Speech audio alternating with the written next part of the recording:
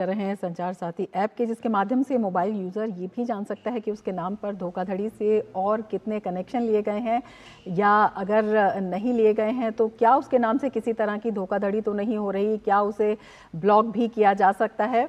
और इसमें जो मूल यूज़र है उसके द्वारा ब्लॉक किए जाने की स्थिति में सिस्टम वाइज वो ये भी जान सकता है कि उसके नाम पर कितने कनेक्शंस हैं। साथ ही यूज़र फ़ोन को ट्रैक और ब्लॉक कर सकते हैं और आप किसी भी तरह के स्कैम और फ्रॉड की शिकायत भी कर सकते हैं। संजीव शर्मा जी, आपके पास आना चाहेंगे और आपसे जानना चाहेंगे ये अपने आप में एक कितना बड़ा तरीका है किसी भी फ्रॉड को रोकने का, क्योंकि ये भी आजकल बहुत आम है कि एक ही नंबर पर जो यूज़र होता है उसे पता नहीं होता उसके नाम से कितने कनेक्शन है, लेकिन बहुत सारे कनेक्शन होते हैं और उसका मिसयूज़ भी होता है। रमा जी, आपने बिल्कुल ठीक बताया कि इस ऐप में और भी कई सुविधाएं हैं, सिर्फ फ्रॉड कॉल्स या मैसेजेस की रिपोर्टिंग के अलावा। और उसमें से एक सबसे बड़ी सुविधा है और जो सबसे पॉपुलर सुविधा है वो ये है कि आप अपने नाम पर कितने फ़ोन के कनेक्शंस हैं वो जान सकते हैं। और बड़ा ही आसान है इस ऐप के ज़रिए। एक बार जब आप इस ऐप को डाउनलोड करेंगे, और ये iOS और एंड्रॉयड दोनों वर्जन्स में उपलब्ध है, आप इसे डाउनलोड करेंगे। रजिस्ट्रेशन होने के पश्चात आप इसके 5 मॉड्यूल्स हैं, उसमें से किसी पे भी जा सकते हैं। उसमें से एक मॉड्यूल है कि आपके द्वारा आपके नाम पर कितने कनेक्शन लिए गए हैं, और जैसे ही आप वहाँ जाएंगे वो अपने आप आपके कनेक्शंस वहाँ पर दिखा देगा।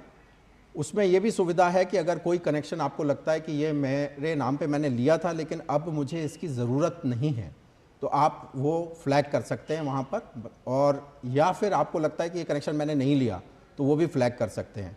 ऐसे फ्लैग किए हुए कनेक्शंस टेलीकॉम सर्विस प्रोवाइडर के पास ऑटोमेटिकली चले जाते हैं रीवेरिफिकेशन के लिए, और रीवेरिफिकेशन होने के बाद ऐसे कनेक्शंस को बंद किया जाता है।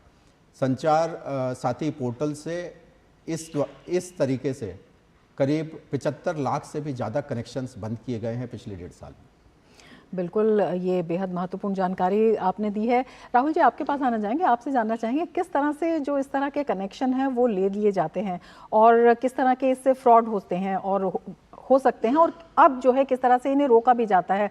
आप लोगों को किस तरह से इसमें गाइडलाइंस मिली है, या आप भी कुछ निर्देश हैं जो लोग हैं जो इन सर्विसेज का यूज़ करते हैं उनको देते हैं? तो बहुत अच्छा आपका सवाल है। तो पहला सवाल यह है कि आपको आज की डेट में अगर मोबाइल सिम लेना है तो उसके लिए किस तरह से आप ऑन बोर्ड होगे, किस तरह से आपको सिम मिलेगा, उसका एक पूरा प्रोसीजर दूरसंचार विभाग ने, DOT ने निकाला हुआ है। और वो काफ़ी डिटेल्ड प्रोसीजर है कि अगर आप जाएंगे और अगर आप समझ लीजिए eKYC के थ्रू कर रहे हैं या आधार के थ्रू कर रहे हैं तो क्या प्रोसीजर होगा। अगर आपके पास आधार नहीं है, आप और कोई तरीका यूज़ करना चाहते हैं तो उसका क्या प्रोसीजर होगा। तो उसकी एक बड़ी डिटेल्ड गाइडलाइन भारत सरकार ने बनाई हुई है। यही नहीं कि हम उसको ऑनबोर्ड करना है, उसके बाद जब वो यूज़ करना शुरू करेगा फ़ोन, उसके बाद कैसे उसके ऊपर चेक हो रहा है कि वो दोबारा असली में वही सब्सक्राइबर था जिसने सिम लिया कि नहीं, उसके ऊपर भी एक गाइडलाइन बनी हुई है। यहाँ तक कि अगर आपका समझ लीजिए फ़ोन डैमेज हो गया या सिम डैमेज हो गया और आप आते हैं सर्विस प्रोवाइडर के पास कि ये कैसे मेरा सिम बदल दीजिए, उस टाइम पे दोबारा एक चेक लगाया जाता है कि ये नंबर को आप ही का है कि नहीं। उसको जांच करने के लिए एक अलग प्रोसीजर, काफ़ी डिटेल्ड प्रोसीजर दूरसंचार विभाग में निकाला हुआ है। अब चलते हैं कि एक बार ये आ गया आपके पास, उस तरह का आप मिसयूज़ तो नहीं कर रहे, इसके लिए भी काफ़ी डिटेल्ड गाइडलाइन एक बनी हुई है। उसके अंतर्गत हम ये देखते हैं कि ये कॉलिंग पैटर्न जो है ये किस तरह का हो रहा है, कि आप ज़्यादा कॉल कर रहे हैं, क्या आप लगातार एक तरह की ही कॉल कर रहे हैं, क्या आप लगातार एक तरह के SMS भेज रहे हैं। तो काफ़ी सारे चेक्स और बैलेंसेस हैं और ये रिपोर्ट हमको पुनः शेयर करनी पड़ती है विभाग के साथ कि ये पैटर्न हमें नज़र आ रहा है, इस तरह की कॉल हो रही हैं। तो ये डेटा जो हम निकालते हैं और जो ये अब ऐप के थ्रू डेटा आ रहा है, इसको मिला के काफ़ी पक्के तौर पे ये निर्धारित किया जा सकता है कि शायद ये एक स्पैमर का या एक स्कैमर का एक पर्टिकुलर तरीका है करने का। इसके अलावा एक दो इनिशिएटिव्स मैं आपको और बताऊं जो कि दूरसंचार विभाग के द्वारा ही बताए गए हैं। जैसे कि काफ़ी सारे कॉल आजकल आने लगे थे इंटरनेशनल नंबर से और आप बता नहीं पाते थे कि ये नंबर कैसे चल रहा है। तो एक बहुत इनिशिएटिव संजीव शर्मा जी यहाँ पे इन्होंने लीड किया है वो इनिशिएटिव। तो किस तरह से कॉल स्पूफिंग हो रही थी, तो कैसे आप सब्सक्राइबर को रोकेंगे। तो एक तो था कि जो डिपार्टमेंट ने करा, हमने अपनी साइड से क्या किया कि कोई भी इंटरनेशनल कॉल आती है तो अब हम स्क्रीन पे दिखाते हैं कि ये एक इंटरनेशनल नंबर से कॉल आ रही है, जिससे कि आपको एक बार वापस एक चॉइस है देखने के लिए कि सच में आप ये कॉल उठाना चाहते हैं कि नहीं। तो बहुत सारे इनिशिएटिव्स हैं जो हम as a service provider DOT के साथ कोलैबोरेट करके हम लोग लॉन्च कर रहे हैं। बिल्कुल। और हम चर्चा को जारी रखेंगे, लेकिन उससे पहले अपने दर्शकों को ये भी बता देते हैं कि फ़ोन को ब्लॉक करना और ट्रैक करने के लिए भी कुछ स्टेप्स हैं इसमें, और जिनकी मदद ली जा सकती है, और ये बड़ा ही आसान है। और लगातार हम इसको बता भी रहे हैं कि किस तरह से जो आपका खोया हुआ फ़ोन है या फिर चोरी किया हुआ फ़ोन है, उसके ऑप्शन में आपको जाना है और क्लिक करना है, और उससे आसानी से जो है ये काम हो सकता है। और फ़ोन से संबंधित आपको लेकिन जानकारी ज़रूर देनी होगी, जो मॉडल नंबर है या जो इसमें अन्य नंबर होते हैं, और जो चोरी का स्थान है, तारीख है, इन सब को भी देना होता है। संजीव जी, आपसे जानना चाहेंगे, मतलब इस ऐप से बहुत सारे काम आसान हो सकते हैं। जिस तरह से खोया हुआ फ़ोन है, अक्सर ही होता है कि फ़ोन खो जाता है, चोरी हो जाता है, और उसमें FIR दर्ज करनी पड़ती है, थानों में चक्कर काटने पड़ते हैं। कई बार ये होता है सर्विलांस पे लगा दिया, लेकिन आपको फ़ोन नहीं आपका मिला। तो इससे क्या ये सुनिश्चित किया जा सकता है कि अब जो फ़ोन खोया है या चोरी हुआ है वो प्राप्त किया जा सकता है, या कम से कम उसका मिसयूज़ रोका जा सकता है? रमा जी, सबसे पहले जो आपने बात कही ना, कि सबसे इम्पॉर्टेंट ये है कि अगर मेरा फ़ोन खो गया है या चोरी हो गया है, तो मेरे जहन में सबसे पहली बात ये आती है कि मेरा बहुत सारा डेटा है उस पर, या उससे कोई कॉल करके बैंक को कॉल ना कर दे, किसी और को कॉल ना करे, तो उसका मिसयूज़ कैसे रोका जाए। तो ये जो ऐप है, ये आम नागरिक को ये सुविधा प्रदान करती है। उसके हाथ में ये फैसिलिटी दी गई है कि वो अपने फ़ोन को जो खो गया है उसको इस ऐप के ज़रिए ब्लॉक कर सकता है। अब उसने जब वो फ़ोन को ब्लॉक करा दिया, तो वो हिंदुस्तान के किसी भी नेटवर्क में यूज़ नहीं हो पाएगा। वो चाहे कोई भी टेलीकॉम सर्विस प्रोवाइडर हो, उसमें वो यूज़ नहीं हो पाएगा। तो जिसने चोरी किया भी है या किसी को मिल भी गया है, तो वो फ़ोन को यूज़ नहीं कर पाएगा। अगर वो इसमें कोई दूसरी सिम डालेगा और उसे चालू करेगा, तो तुरंत ये जानकारी हमें प्राप्त होगी, और हमारे इस ऐप के ज़रिए, इस प्लेटफॉर्म के ज़रिए हम यूज़र को एक SMS जनरेट कर देते हैं कि ये फ़ोन चालू हो गया है कहीं पे। इस पूरी प्रक्रिया को बहुत सारे पुलिस थानों ने बड़े अच्छे से इस्तेमाल किया है, और करीब 25 लाख से अधिक फ़ोन खोने की रिपोर्ट्स इस ऐप पोर्टल के ज़रिए लॉन्च करी हैं, जिसमें से करीब 12-13 लाख फ़ोन के मिलने का भी इस पोर्टल के ज़रिए वो फ़ोन मिले भी हैं, उसकी सूचना भी प्राप्त हुई है। कई फ़ोन इसमें रिकवर भी हुए हैं, जैसा कि आपके स्क्रीन पे भी कुछ आंकड़े दिखाए गए हैं। बिल्कुल। राहुल जी, आपसे जानना चाहेंगे कितना फुल प्रूफ सिस्टम आप इसको देखते हैं, क्योंकि जब फ़ोन चोरी हो जाता है तो जो सिम बंद करने की कार्रवाई होती है, बहुत से लोगों को इसके बारे में पता भी नहीं होती है, और कई बार बड़ा नुकसान भी इससे हो जाता है।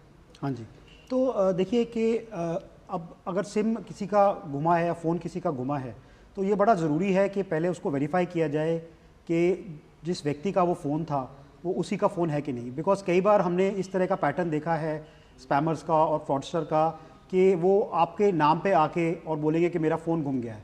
तो हमारे एंड पे जांच पड़ताल करना बड़ा ज़रूरी है कि सच में जो व्यक्ति बोल रहा है, तो उसके लिए हम उसका एक बेसिक KYC जांच करते हैं कि आपने जिसका किया था, आपका जो पहले KYC हमारे पास रिकॉर्ड में है वो मैच करता है कि नहीं। और यहाँ तक कि हम इंसिस्ट करते हैं कई बारी कि आप दोबारा अपना KYC कराइए, इससे पहले कि हम आपका ये लॉक कर सकें, आपको सिम एक्सचेंज कर सकें। ये जो फैसिलिटी इस ऐप के थ्रू आई है IMEI की, आई थिंक ये काफ़ी महत्वपूर्ण फैसिलिटी है। कहने को तो ये दुनिया में काफ़ी देशों के अंदर एक सेंट्रल रजिस्ट्री है, बट आई थिंक भारत एक पहला देश है जहाँ पे ये इफ़ेक्टिवली हमने इसको कार्यान्वित किया है। ये कोई आसान काम नहीं है, क्योंकि काफ़ी बड़ा देश है। सर ने बताया 120 करोड़ से ऊपर हमारे यहाँ पे लोग हैं और इतने सारे यूज़र हैं। तो इसको कार्यान्वित करना, सारे राज्यों में लाना और इसको एक सिंपल प्रोसेस बनाना कि किस तरह से आप कर पाएंगे, वो एक बहुत महत्वपूर्ण था। इसकी पुलिस द्वारा भी काफ़ी मदद मिलती है हमें कि किस तरह से नेक्स्ट स्टेप उठाने हैं, बट एटलीस्ट प्रोसीजर वाइज हम पूरी तरह से फुल प्रूफ हैं कि हमें क्या करना है। संजीव जी, आपसे जानना चाहेंगे, 2,75,00,000 से ज़्यादा मोबाइल कनेक्शन इस तरह के काटे जा चुके हैं जिसमें धोखाधड़ी या फर्जी जो है फर्जीवाड़ा रिपोर्ट हुआ है। बहुत सारे ऐसे स्कैम्स आते हैं, वायरस स्कैम आता है, या फिर आपको थ्रेट वाले कॉल्स आते हैं कि आपने ये बिल पे नहीं किया है, आपका कनेक्शन काट दिया जाएगा, जबकि यूज़र जो है वो कर चुका होता है और हड़बड़ी में उनसे कहा जाता है ऑनलाइन हम आपको कर देंगे और आप इसमें कर दीजिए, और तब भी उनका बहुत बड़ा नुकसान हो जाता है। तो इस तरह की धोखाधड़ी को रोकने के लिए भी क्या स्टेप्स उठाए गए? देखिए, ये पूरा जो पहल है हमारी, उसमें जो साइबर क्राइम को रोकने का काम है वो गृह मंत्रालय का है। लेकिन साइबर क्राइम में अगर दूरसंचार संसाधनों का दुरुपयोग हो रहा है, उसका रोकने का काम दूरसंचार विभाग का है। और जैसा कि मैंने बताया, जितना भी पहल हमने की है, चाहे वो डिजिटल इंटेलिजेंस यूनिट की स्थापना हो, संचार साथी पोर्टल हो जिस पे कि आम नागरिक आके अपनी शिकायत दर्ज करा सकता है, या उस शिकायत के दर्ज होने के बाद उस डेटा का हम लोग जो बिग डेटा एनालिसिस या आर्टिफिशियल इंटेलिजेंस के थ्रू डेटा एनालिसिस करके जो नंबर्स निकालते हैं, जिनको बंद करते हैं, ये सब डिजिटल इंटेलिजेंस प्लेटफॉर्म है। ये सारे पहल जो हमने किए हैं ये इसीलिए हैं कि नागरिकों को हम सुरक्षित रख सकें इस टाइप के फ्रॉड। संजीव जी, एक छोटी सी इसमें प्रतिक्रिया। बस एक छोटा सा मैं बात कहना चाहूँगा कि काफ़ी अवेयरनेस कैंपेन भी चला रहे हैं इसमें हम लोग, लेकिन सबसे महत्वपूर्ण ये है कि हमें ग्रीड और फियर, इन दो से अगर नागरिक बचा रहेगा, और जैसा कि हमारे प्रधानमंत्री ने भी कहा है, रुको सोचो आगे बढ़ो, तो जैसे ही कोई कॉल आती है तो उस पर 2 मिनट सोचना है, और अगर आपने सोच के 2 मिनट में उसको समझ लिया कि ये कॉल ऐसी कॉल हो सकती है जो धोखाधड़ी वाली होगी, तो आप बिल्कुल कभी इस ट्रैप में नहीं फंसेंगे। बिल्कुल। संजीव जी, आपसे यही जानना चाहेंगे, डिजिटल इंटेलिजेंस यूनिट की आपने बात की है, कई स्टेप्स भी आपने बताए हैं, किस तरह से ये यूनिट काम करती है, किस तरह से और भी जो प्रॉब्लम्स हैं उन्हें आइडेंटिफाई किया जा रहा है, और भविष्य में किस तरह से इसमें एक बड़ा प्लेटफॉर्म जो है मिल रहा है जो कि लोगों को और राहत पहुंचाएगा? तो डिजिटल इंटेलिजेंस यूनिट जो है वो सबसे महत्वपूर्ण जो कार्य कर रही है वो ये कर रही है कि जितनी भी एजेंसीज हैं इस प्रकार की जी, जो कि इसमें इन्वॉल्व होती हैं साइबर फ्रॉड में, साइबर क्राइम को रोकने में, इसमें सभी राज्यों की पुलिस हैं, इसमें केंद्र सरकार की बहुत सारी एजेंसीज हैं, I4C है, इन सबको, और बैंक्स जिसमें कि फ्रॉड में सबसे ज़्यादा, इन सबको एक प्लेटफॉर्म पे लेके आए हैं। और जैसा मैंने पहले ही बताया था, 520 से अधिक ऑर्गेनाइजेशंस हैं जो इस प्लेटफॉर्म से जुड़े मिलकर हुए हैं। संयुक्त रूप से काम कर रही हैं। तो सरकार लगातार इस क्षेत्र में काम कर रही है, तमाम डिपार्टमेंट है जो मिलकर काम कर रहे हैं, जो नेटवर्क प्रदाता हैं उनके साथ भी समन्वय किया जा रहा है, लेकिन जो ग्राहक हैं उन्हें भी रुको सोचो आगे बढ़ो, इस सूत्र का पालन ज़रूर करना होगा, और एक सुरक्षित तरीके से डिजिटल व्यवस्था को आगे बढ़ाने में और विकसित भारत में इसके योगदान को सुनिश्चित करने में महत्वपूर्ण भूमिका निभानी होगी। बहुत शुक्रिया शर्मा जी आपका और राहुल जी आपका हमारे इस कार्यक्रम में शामिल होने के लिए और इतनी महत्वपूर्ण जानकारी हमसे साझा करने के लिए। इसके साथ ही चर्चा में फिलहाल इतना ही, दीजिए इजाज़त, नमस्कार।